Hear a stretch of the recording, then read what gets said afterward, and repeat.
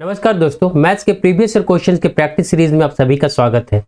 इस क्लास में हम दिनांक 13 सितंबर 2024 को कंडक्ट हुए एसएससी सीजीएल टीयर 1 के शिफ्ट 1 के क्वेश्चंस को देखेंगे। तो आइए क्लास की शुरुआत करते हैं। फर्स्ट क्वेश्चन, यहाँ टेबल दिया गया है जिसमें कक्षा 9 के एक छात्र द्वारा प्राप्त अंक दिखाए गए हैं और हमसे छात्र द्वारा प्राप्त अंकों का प्रतिशत पूछा गया है।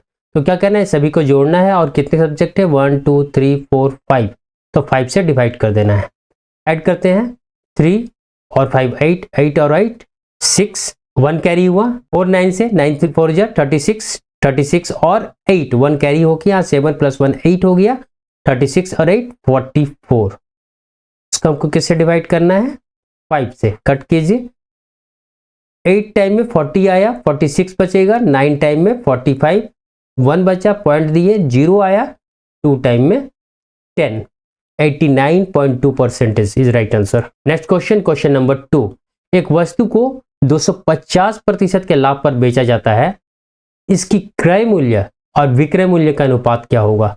हमसे CP/SP पूछा गया है। प्रॉफिट कितना दिया हुआ है 250%। किसका CP अगर हम 100 मान ले तो 100 का 250% 250 होगा, 250 प्रॉफिट हो रहा है प्लस 100 मतलब SP कितना 350। ये 50 से 7 टाइम में कट होगा, ये 50 से 2 टाइम में कट होगा, 2:7 जो है राइट आंसर होगा। नेक्स्ट क्वेश्चन, क्वेश्चन नंबर 3, एक वृत्त जिसकी त्रिज्या 7 यूनिट है उसमें 7 यूनिट वाले एक जीवा से एक चाप खींचा जाता है। चाप के छोटे भाग की लंबाई कितनी है ज्ञात करना है। एक वृत्त है जिसका रेडियस कितना है तो 7 से यूनिट है, एक चाप यहां पर खींचा गया जिसका लंबाई भी कितना है 7 यूनिट ही है। तो हमसे क्या पूछा गया छोटे भाग का। चाप से छोटा भाग किधर बना, इधर वाला, तो यहां से यहां तक का लंबाई पूछा गया है, यानी कि सेक्टर का लंबाई। सेक्टर का लेंथ इक्वल टू कितना होता है θ/360 डिग्री गुना 2πr। तो यहां पर हमको केंद्रीय कोण का जरूरत पड़ेगा। ये 7 सेंटीमीटर है, ये भी 7 यूनिट है, ये भी 7 यूनिट है, यानी कि यह क्या है समबाहु त्रिभुज है। समबाहु त्रिभुज का प्रत्येक कोण कितने डिग्री का होता है तो 60 डिग्री का। तो केंद्रीय कोण कितना आ गया 60 degree is equal to 60 degree by 360 degree into 2 pi सभी ऑप्शंस में है तो पाई को एज इट इज छोड़ देते हैं, r इक्वल टू 7 यूनिट से यह 6 टाइम में कट हो गया, 2 से 3 टाइम में is equal to 7/3 pi is right answer. दोस्तों यदि आपको क्लास समझ में आ रहा हो, पसंद आ रहा हो तो आप इसे लाइक और सब्सक्राइब भी करते चले ताकि आगे आने वाले क्लासेस को मिस ना करें। नेक्स्ट क्वेश्चन, क्वेश्चन नंबर 4, यहाँ पर दो त्रिभुज PQR और ABC सर्वांगसम दिए हुए हैं। AB का लंबाई 6 सेंटीमीटर दिया है, कोण B 50 डिग्री है, कोण A जो है 70 डिग्री है। कोण A 70 डिग्री, कोण B 50 डिग्री। तो कोण C कितना होगा 180 डिग्री माइनस कोण A माइनस कोण B, दोनों को जोड़ेंगे 120 माइनस करेंगे से कितना आ जाएगा 60 डिग्री, यानी कि कोण C जो है 60 डिग्री। अगर कोण C 60 डिग्री है तो कोण R भी, क्योंकि करस्पॉन्डेंस जो है दो सर्वांगसम त्रिभुज के बराबर होते हैं, तो यह भी 60 डिग्री होगा। और अगर AB इक्वल टू 6 सेंटीमीटर है तो PQ इक्वल टू भी 6 सेंटीमीटर होगा।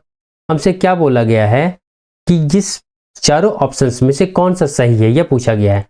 QR का लंबाई अगर AB दिया हुआ है 6 सेंटीमीटर तो PQ ही 6 सेंटीमीटर होगा, तो QR वाला का तो बात ही नहीं है, कट हो गया।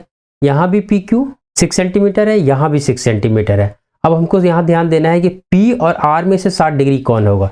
तो क्या है यहाँ पर आप देख चुके हैं R 60 डिग्री है, तो R 60 डिग्री, फिर option D is right answer. Next question, question number 5, एक दुकानदार दो प्रकार के चावल जिनकी कीमत 250 रुपये प्रति 5 किलो और 280 रुपये प्रति 5 किलो है को 7:8 में मिलाया जाता है। परिणामी मिश्रण का कुल कीमत प्रति किलो ज्ञात कीजिए। देखिए दोनों चावल को किस रेशियो में मिलाया जा रहा है 7:8, यानी कि हम मान सकते हैं एक पहले वाला का 7 kg और दूसरे वाला का 8 kg, यानी कि टोटल 15 kg मिलाया हो जा रहा है वजन। पहले वाला का रेट क्या है 250 प्रति 5 किलो का, 5 से इसको कट करेंगे कितना आ जाएगा 50 रुपये प्रति किलो। इसी तरह यहाँ जब 5 से डिवाइड करेंगे तो क्या आएगा, 5 और 6 56, तो इसका रेट क्या हो गया 56। अब देखिए हमसे क्या पूछा गया है, परिणामी जो मिश्रण है उसका रेट प्रति किलो के हिसाब से, यानी कि एक तरह से एवरेज पूछा गया है। अगर हम एवरेज इन दोनों का 50 ही मान ले तो 50 से ये ज़्यादा है तो ज़्यादा ही एवरेज होगा।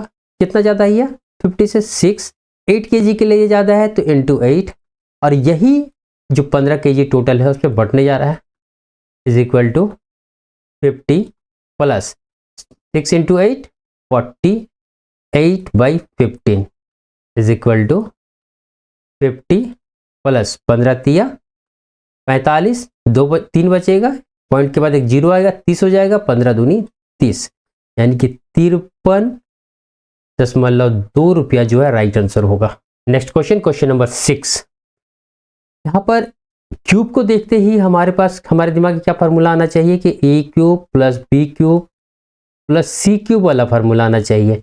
यहाँ पर देखिए अगर इसको और इसको आपस में जोड़ेंगे तो क्या होगा, x प्लस में है x माइनस में है, कट जाएगा, y माइनस में y प्लस में कट जाएगा, z माइनस में z प्लस में कट जाएगा, तो क्या हो जाएगा x minus Y plus Y minus Z plus Z minus X, यानी कि a plus B plus C इसके लिए, बी इसके लिए, a इसके लिए, इक्वल टू क्या हो गया 0।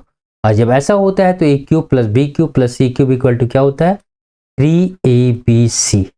तो इस फार्मूला से इसको हम क्या लिख सकते हैं, 3 into x minus y into y minus z into z minus x divided by नीचे x minus y y minus z और जेड माइनस एक्स, इससे ये कट हो गया, इससे ये कट हो गया, इससे ये कट हो गया, is equal to 3 is right answer.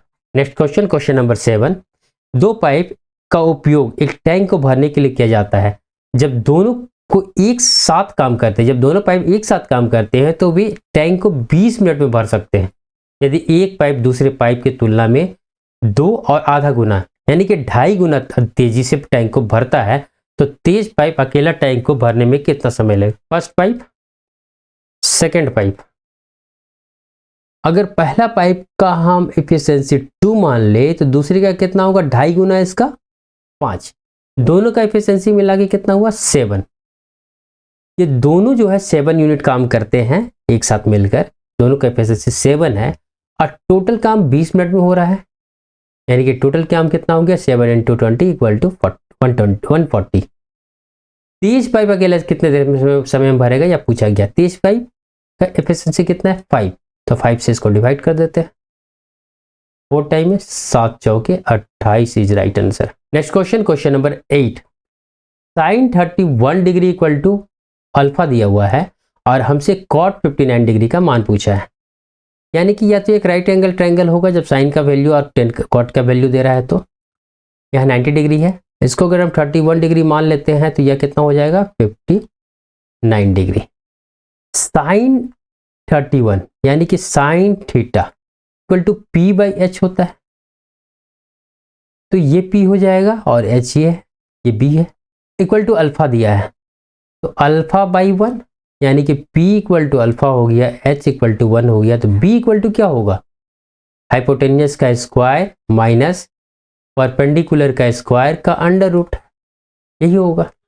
अब हमसे क्या पूछा है कॉट 59 डिग्री का मान। कॉट 59 डिग्री में क्या होता है बेस इंटू हाइट होता है, हाइपोटेन्यूस होता है।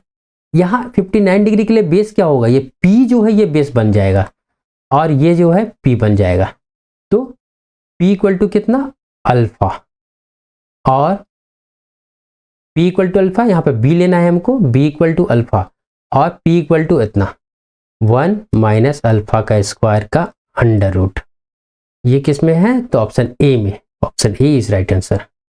Next question, question number 9। यहाँ पर ये एक्सप्रेशन दिया हुआ है, हमसे क्या पूछा गया है cot theta plus cosec theta का मान। इसको हम क्या लिख सकते हैं 1 माइनस साइन स्क्वायर थीटा, यहाँ तक किसी को कोई दिक्कत नहीं होना चाहिए, a minus B into A plus B equal to A square minus B square, अब ये गुना होके इधर आ जाएगा, ये गुना होके इधर आ जाएगा, तो 1 plus sine theta plus 1 minus sine theta equal to 4 sec theta दिया हुआ है। साइन थीटा माइनस में या प्लस में कट हो गया, ऊपर क्या आ गया 2, नीचे 1 minus sine square theta equal to क्या हुआ cos square theta equal to 4 sec theta. 2 से ये कट हो जाएगा 2 टाइम में।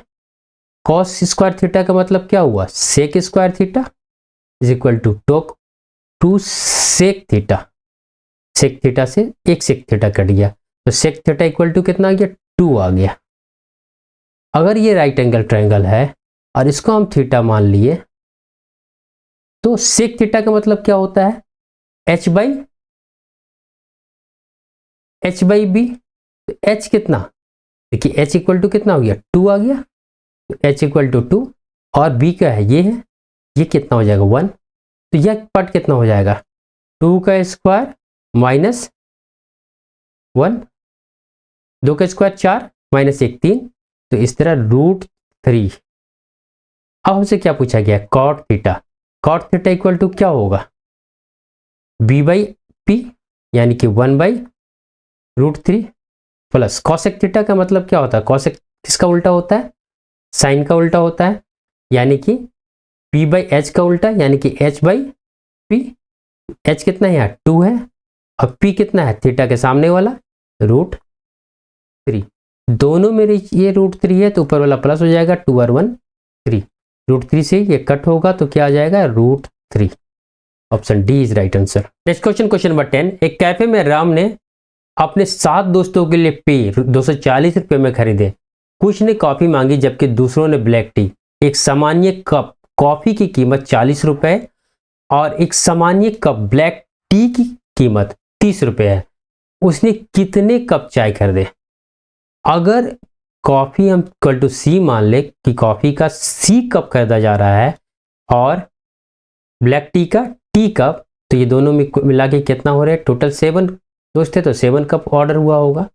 अब कॉफी का कीमत 40 रुपये है यानी कि 40 सी और ब्लैक टी का कीमत 30 रुपये है यानी कि 30 टी, और यही दोनों को जब हम ऐड कर देंगे तो ये टोटल कितना रुपया हो रहा है 240 रुपया। हमें क्या निकालना है चाय का कीमत, टी का कीमत। टी को हमको निकालना है तो हमको सी को इक्वल करके एलिमिनेट करना होगा। देखिए इस इक्वेशन में यहाँ भी 0 है, यहाँ भी 0 है, यहाँ भी 0 है, कट कर दिए। यहाँ 4c है तो इसको किसी तरह 4c बनाना होगा, तो इसके लिए इसको हमको 4 से गुना करना पड़ेगा। जब 4 से गुना करेंगे तो यहाँ 4c आ जाएगा, यहाँ पर 4t आ जाएगा, यहाँ पर 7 चौके 28 आ जाएगा।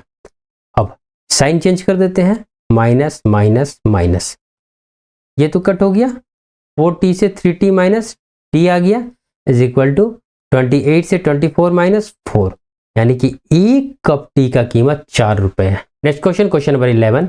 यहां पर यह एक्सप्रेशन दिया हुआ है, हमसे p का मान पूछा गया है।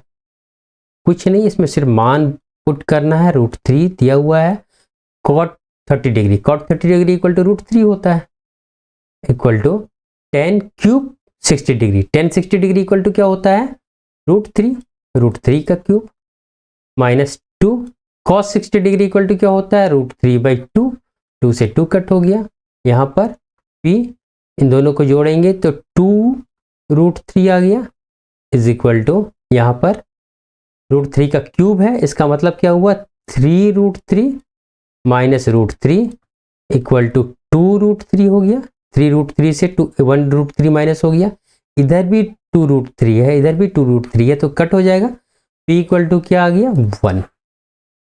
Next question, question number 12। एक चुनाव में r और s के बीच r को s के वोटों का 110% मिलता है। क्वेश्चन में क्या दिया है कि r और s दो कैंडिडेट है, अगर s को 100 वोट मिले हैं तो r को कितना मिल रहा है इसका 110%, यानी कि 110, 0 से 0 कट हो गया, यानी कि r को 11 s को 10। अब देखिए r s को 770 वोटों से हराता है।